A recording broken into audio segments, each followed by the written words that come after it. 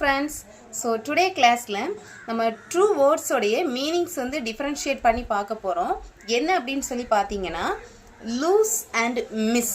அதாவது இந்த ரெண்டையுமே நம்ம எல்லாரும் எப்பவுமே வந்து கன்ஃபியூஸ் பண்றோம். எந்த இடத்துல lose அப்படிங்கற வேர்டை யூஸ் பண்ணனும், எந்த இடத்துல வந்து miss அப்படிங்கற வேர்டை யூஸ் பண்ணனும் அப்படிங்கற கன்ஃபியூஷன் எல்லாருக்குமே இருக்கு. இந்த lose அப்படிங்கற வேர்டு எதுக்கு யூஸ் பண்றோம் அப்படினு சொல்லி பாத்தீங்கன்னா நம்ம கிட்ட ஆல்ரெடி இருக்கக்கூடிய ஒரு பொருளை நம்ம மிஸ் பண்ணும்போது யூஸ் பண்ணக்கூடிய வேர்டு தான் என்ன lose அப்படிங்கிறது. Okay, so I lose a lot of money. நான் வந்து நிறைய காசை வந்து இப்ப இழக்கிறேன்.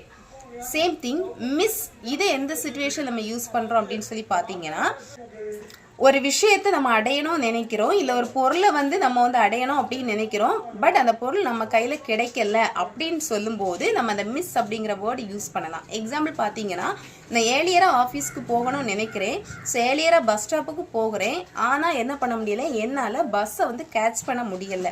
ஸோ இந்த இடத்துல நம்ம என்ன சொல்றோம், நான் வந்து பஸ்ஸை மிஸ் பண்ணிட்டேன். ஓகே, ஸோ இந்த பொருள் வந்து நம்மளுடையது கிடையாது, but for the situation we have to go there and we have to reach the bus. Okay, so அந்த பஸ்ஸை வந்து நம்ம பிடிக்கணும் அப்படின்னு நினைச்சோம், ஆனா அந்த பஸ்ஸை நம்ம என்ன பண்ணிட்டோம், மிஸ் பண்ணிட்டோம்.